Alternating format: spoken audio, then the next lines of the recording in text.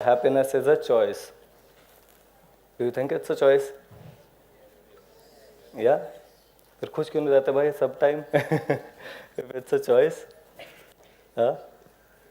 तो यार अभी ये बहुत ही अजीब सी बात लगती है मुझे कि हमारा ये मतलब ह्यूमन रेस इतनी आगे बढ़ गई, कॉस्मोस में पता नहीं क्या ढूंढ लिया गया, ऐसी कैसी इमारतें बना दी, बट जिस चीज़ के लिए सारे काम हो रहे हैं खुशी के लिए, वो चीज़ पे कोई ढंग से इंसाइट नहीं आ पा रही लोगों को, और उसके लिए एक प्रॉपर तरीका अभी तक नहीं बना है कि ये सही तरीका है इस चीज़ को, इस चीज़ के लिए जाने के लिए। तो मैं यही चाहता हूँ यार कि इस चीज़ को थोड़ा सा हम लोग और समझें कि एक छोटी सी चीज़ जो है खुशी, जिसके लिए सब कुछ इर्द गिर्द घूम रहा है, उसको हम क्या बेटर तरीके से समझ सकते हैं, इसको पाने के क्या रास्ते हैं, ये पाई जाती भी है नहीं जाती, कहाँ मिलती है, कहाँ ढूंढनी पड़ती है। तो ये सारी चीज़ों के आसपास हम लोग रहेंगे। ठीक है, तो अब जैसे मैंने बोला अभी कि भाई सारा टाइम खुश क्यों नहीं रहते, what do you think are the reasons कि हम नहीं रह पाते खुश किसी किसी टाइम पे या ऑल द टाइम? तो भाई ये वही चीज़ है कि जो बेसिकली मैंने रियलाइज़ करा था अपनी लाइफ में कि हम लोग बाहर सरकमस्टांसेस में ढूंढते हैं खुशी अपने। भाई लगा लो मैं वहाँ पार्टी में जाऊँगा तो मुझे खुशी होगी, मैं इस इंसान के साथ रहूँगा तो खुशी होगी, मैं कुछ ऐसा कर लूँगा तो खुशी हो जाएगी, मैं टेडेक्स में आके बोल लूँगा तो मुझे खुशी होगी।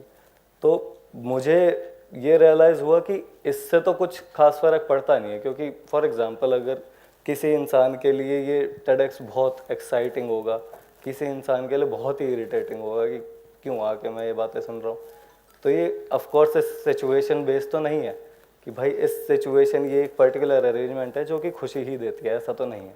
ये आपके पर्सनल एक्सपीरियंस के ऊपर है कि आप उसको कैसे परसीव करने वाले हो, और वो परसेप्शन और आप जैसे परसीव कर रहे हो वो आपके एक्सपीरियंसेस के ऊपर डिपेंड करता है कि आपका पास्ट कैसा रहा है, आपके आसपास लोग कैसे रहे हैं। तो ये डेफिनेटली अब पर्सनलाइज तो हो गई है चीज़ कि आपकी खुशी आपकी पर्सनलाइज चीज़ है। ठीक है, आपके एक्सपीरियंस से आने वाली है वो। तो वो एक्सपीरियंसेस से अब ख़राब कैसे होती है कहानी, जब दो चीज़ें हैं, आप एक्सपीरियंस कुछ भी चीज़ करोगे, कोई ख़राब चीज़ एक्सपीरियंस करोगे, it will count as an experience. अगर आप यहाँ से आते हुए एक बार गिर जाओगे तो दूसरी बार आप ध्यान से आओगे। अब आप हर बार ही गिर रहे हो तो वो बेवकूफ़ी हो जाएगी, बट सभी बेवकूफ़ नहीं है, ध्यान से ही आएंगे लोग। तो उसके बाद एक्सपीरियंस करने के बाद it should not be a problem. और अगर एक्सपीरियंस है ही नहीं तो क्या ही है, समझ रहे हो? तो पता ही नहीं है, सब चीज़ें नई हैं, सब चीज़ें समझने की हैं, तो उसको समझो, उसको अपने ऊपर हावी मत होने दो। अब सोशल मीडिया इतना आ गया, इतनी सारी चीज़ें आ गई, अब तो हमें पता ही है कि हम अकेले, हमारे साथ बुरा नहीं हो रहा। ठीक है, सबके साथ ही सारी चीज़ें होती हैं। तो अब उस तरीके से अपने आप को हावी होने देना, कई लोग, ज़्यादातर लोग यही होता है कि भाई सेल्फ पिटी में बहुत ज़्यादा इंटरेस्टेड होते हैं। ठीक है भाई, अपने आप को बड़ा दिखाने में बहुत ज़्यादा इंटरेस्टेड होते हैं, जिसकी वजह से वो अटके रहते हैं। ये मेजर प्रॉब्लम है। ये मैं बहुत ही ऐसे खुले तरीके से और बड़े ही चीप तरीके से बता दिया मैंने ये बात, but if you look at it, this is the main reason why we're always stuck in a negative set of mind, और नेगेटिव थिंकिंग की तरफ क्यों ज़्यादा जा रहे हैं हम, कि भाई हमें, मेरे को ये फ़ायदा, मतलब एक पॉइंट ऑफ टाइम था, I will just tell you, कि जब मैंने रियलाइज़ करा कि मैं उदास था बहुत लंबे टाइम तक, I was clinically depressed and all that shit. तो उस टाइम पे मैंने जब रियलाइज़ करा कि ठीक है यार, अब बहुत हो गया, अब नहीं हो पा रहा, तो ये सारी चीज़ें जो थी वो मेरी प्रायोरिटी से हट चुकी थी कि मेरे को सिंपथाइज़ करे कोई। मैंने बहुत टाइम वो ड्रामे भी करे हैं कि मुझे सिंपथी मिले, मुझे कुछ और मिले, मुझे अटेंशन मिले। कोई कहता नहीं है और हमें लगता भी है कि हमें ये चाहिए नहीं चीज़ें, बट अल्टीमेटली चाहिए होती है, और इसको फिर कह देते हैं कि ये ह्यूमन बिहेवियर है। Of course this is a behaviour, but that should not be the behaviour to go about it. ठीक है, तो ये चीज़ें जब एक अंत आ जाता है ना इस चीज़ का, तो मैंने रियलाइज़ करा कि कितना आसान था, and happiness is actually a choice, I just chose it. ठीक है, मुझे फ़र्क नहीं पड़ रहा था बताने का कि मेरी लाइफ स्टोरी ऐसी है तो मेरे को सिंपथी पहले मिले। अब उससे ऑफकोर्स मेरा मूड ख़राब होएगा, मेरी 50 चीज़ें और ख़राब होंगी। बेशक सामने वाले की सिंपथी से मुझे बहुत अच्छे अच्छे हार्मोन रिलीज़ होंगे और मुझे और तरीके से खुशी होगी, बट एक तरीके से मेरा खराब ही हो रहा है सब कुछ।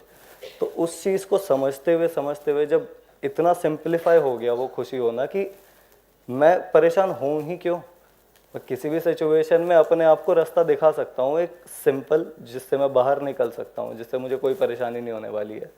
हर टाइम पे चाहे तुम कैसी भी सिचुएशन में हो, there are always solutions. Solution ये होता है कि मैं इससे बच के कैसे निकलूँगा, और सॉल्यूशन ये होता है कि उसको एक्सेप्ट कैसे करूँगा।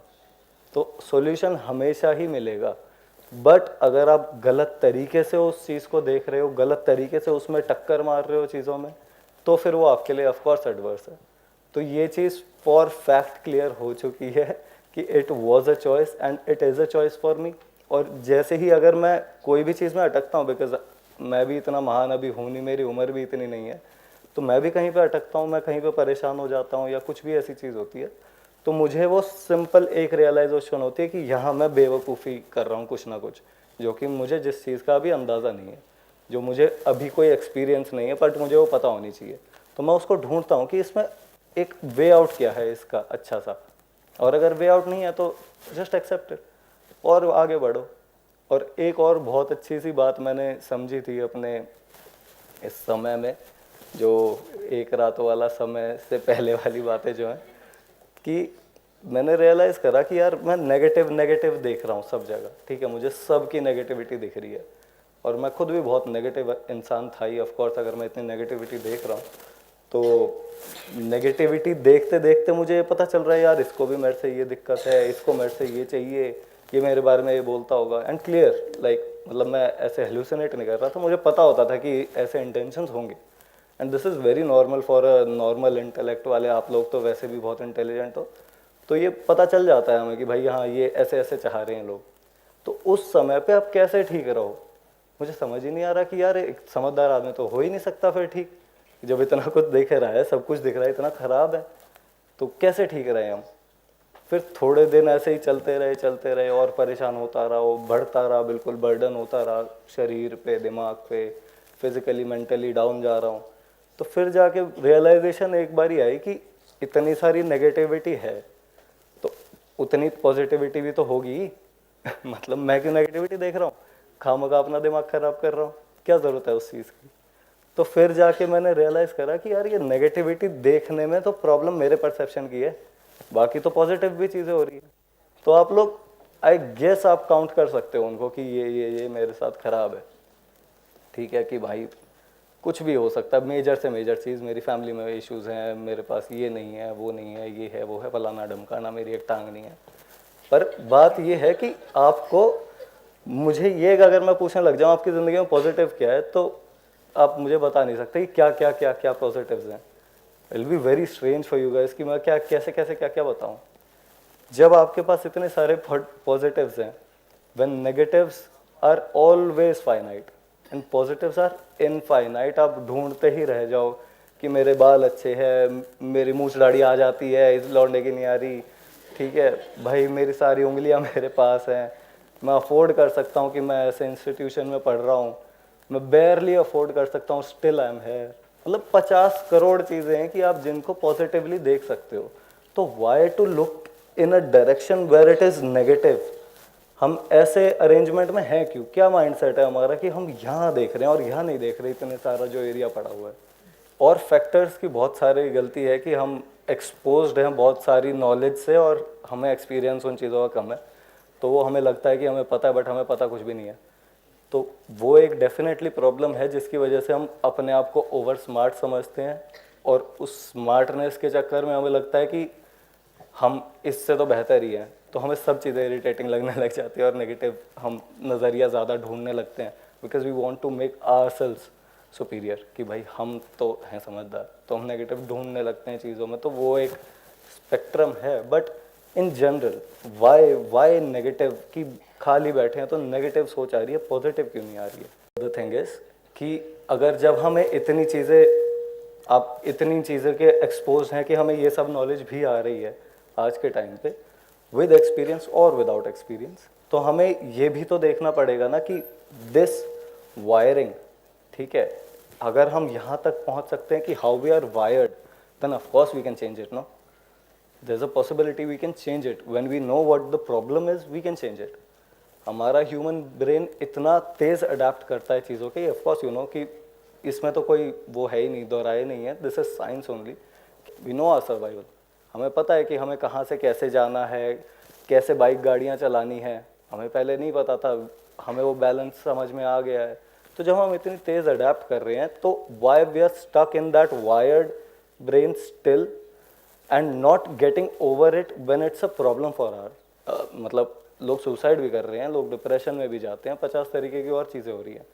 तो वो वायरिंग है, डेफिनेटली एक फैक्टर है, और जिसके अगर आप उस पर ध्यान नहीं दोगे तो वो ऑटोमेटिक उस मोड पे जाता रहेगा.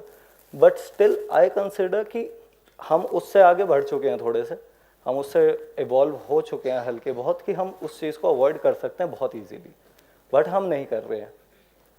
Happiness is not something you find, it is something you become for your self.